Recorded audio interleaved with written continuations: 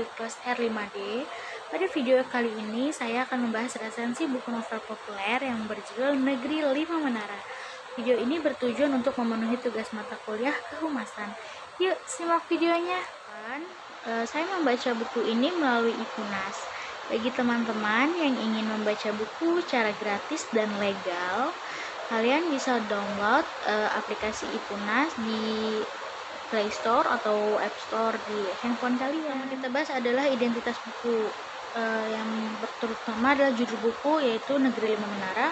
Penulisnya Ahmad Fuadi, bahasanya menggunakan bahasa Indonesia. Penerbit PT Gramedia Pusat Utama, kota terbit Jakarta, tahun terbit 2009. Jumlah halamannya itu 12 ditambah 423 halaman. Ukuran bukunya 19,7 kali 13,7. Harga bukunya 50.000. Buku ini pernah difilmkan. Kita bahas awalnya itu sinopsis ya, novel Negeri Menara. Novel dimulai dari 5 sahabat yang sedang mondok di sebuah pesantren. Kemudian bertemu kembali ketika mereka sudah beranjak dewasa. Uniknya, setelah bertemu, ternyata apa yang mereka bayangkan saat menunggu azan maghrib di bawah menara masjid benar-benar terjadi. Itulah cuplikan utama cerita novel Negeri Lima Menara, karya Ahmad Fuadi ini. Tokoh utamanya itu Ahmad Fuadi yang berperan sebagai Alif dalam novel tersebut. Menceritakan ia tidak menyangka dan tidak percaya kalau bisa jadi seperti yang sekarang ini. Pemuda kelahiran desa Buyur, Maninjun, Sumatera Barat itu adalah pemuda desa yang diharapkan bisa menjadi seorang guru agama, sama halnya yang diharapkan oleh kedua orang tuanya. Tentang resensi unsur intrinsik novel Negeri Lima Menara. Nah, pertama itu ada tema. Tema yang terkandung dalam novel Negeri Lima Menara karya Ahmad Fuadi adalah pendidikan. Hal ini dapat dibuktikan dari latar tempat, yakni di pesantren, di mana kegiatan utama yang dilakukan sehari-hari tokoh utama adalah belajar. Alur atau plot. Alur dalam novel Negeri Lima Menara adalah alur maju dan alur mundur, di mana cerita adalah kilas balik ingatan tokoh adakan masa silam saat menimba ilmu di pondok Madani sampai membuahkan hasil di masa kini. Lalu ada beberapa kutipan dari novel Negeri Lima Menara ini, yaitu Washington DC, Desember 2003 pukul 16. Iseng aja aku mendekat ke jendela kaca dan menyentuh permukaannya dengan ujung jari telunjuk tangan kananku. Tak jauh tampak The Capitol, gedung parlemen Amerika Serikat yang anggun nan putih, bergaya klasik dengan tonggak-tonggak besar. Aku tersenyum dan pikiranku langsung terbangun jauh ke masa lalu. Masa yang sangat terpatri dalam hatiku. Itu ada pada halaman pertama. Lalu ada tokoh dan penokohan. Nah, adapun tokoh dan penokohan yang terdapat dalam novel Negeri Lima Menara yaitu sebagai berikut. Yang pertama ada Alif. Nah, Alif ini sifatnya memiliki sifat penurut dan patuh. Buktinya, selama ini aku anak penurut. Nah, kata-kata ini berada pada halaman 11. Lalu ada tidak konsisten terhadap pilihannya yang telah diutuskan. Buktinya itu, aku sendiri belum yakin betul terhadap keputusan ini. Ada pada halaman 13. Lalu ada tokoh Baso. Baso di sini bukan makanan ya teman-teman.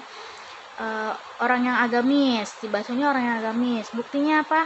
Buktinya ada pada kalimat saat ia berbicara, saya ingin mendalami agama Islam dan menjadi penghafal Al-Quran. Itu ada pada halaman 46. Lalu dia adalah orang yang sangat peduli. Buktinya itu merawat nenek dan pulang mungkin selamanya. Itu ada pada halaman 362. Berbakti kepada orang tua. Buktinya itu motivasi besar menghafal Al-Quran adalah pengabdian kepada orang tua. Ini terletak pada halaman 363. Lalu ada tokoh yang bernama Raja Lubis. Raja Lubis ini memiliki sifat percaya diri. Buktinya itu maju dengan penuh percaya diri pada halaman 44. Lalu ada rajin membaca. Buktinya itu hobi utamanya membaca buku pada halaman 45. Lalu ada dia memiliki sifat mau berbagi. Buktinya ada pada halaman 61. Kalimatnya itu dia tidak pelit dengan informasi. Lalu ada tokoh yang bernama Said. Said ini memiliki sifat berpikiran dewasa. Buktinya itu dia yang paling dewasa di antara kami. Ada pada halaman 45. Lalu dia juga ternyata memiliki sifat kurang percaya diri. Buktinya itu dia memang tidak terlalu pede, ada pada halaman 206. Lalu ada Dul Majid. Dul Majid ini memiliki sifat mandiri, buktinya itu pada saat ia berkata, tentu saya akan datang sendiri, ada pada halaman 27. Belajar, rajin belajar, buktinya itu animo belajarnya memang maut, ada pada halaman 46. Lalu dia juga memiliki sifat setia kawan, buktinya paling setia kawan yang aku kenal, ada pada halaman 46. Lalu ada tokoh yang bernama Atang.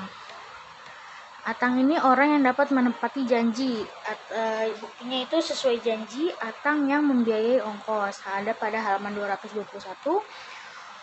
Humoris, buktinya itu memasukkan berbagai macam guyon Sunda yang membuat hadirin terpingkal-pingkal, halaman 210. Oh, ternyata dia ini orang Sunda ya teman-teman. Ya, terbukti sih namanya Atang. Nah, ini ada plot atau alur yang digunakan dalam novel ini adalah alur campuran. Novel ini ada bermacam-macam. Yang pertama menggunakan majas hiperbola. Contohnya satu ya, kami bisa makan bagai kesurupan, terdapat pada halaman 122.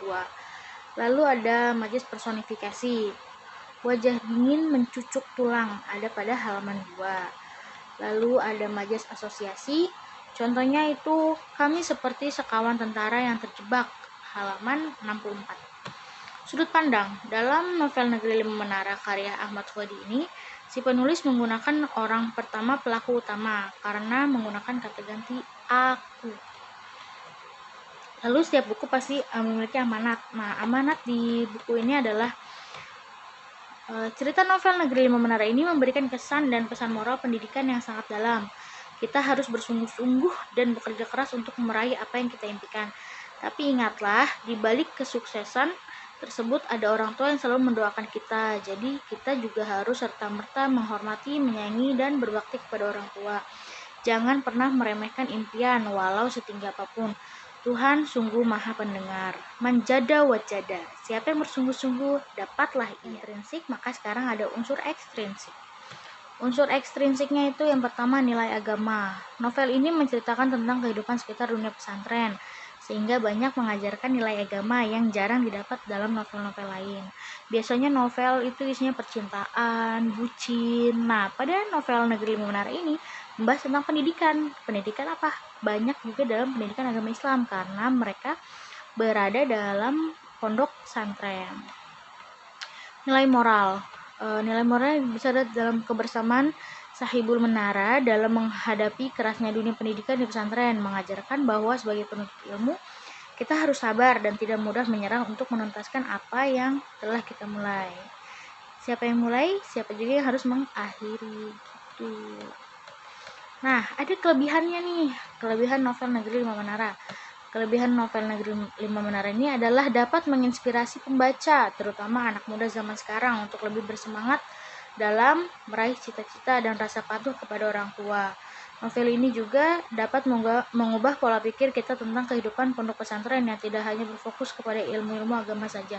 Karena dalam novel ini selain belajar ilmu agama, ternyata juga belajar ilmu pengetahuan umum seperti bahasa Inggris, bahasa Arab, kesenian dan lain sebagainya. Kita juga dapat memetik pelajaran yang berharga, yaitu jangan pernah meremehkan sebuah impian walau setinggi apapun.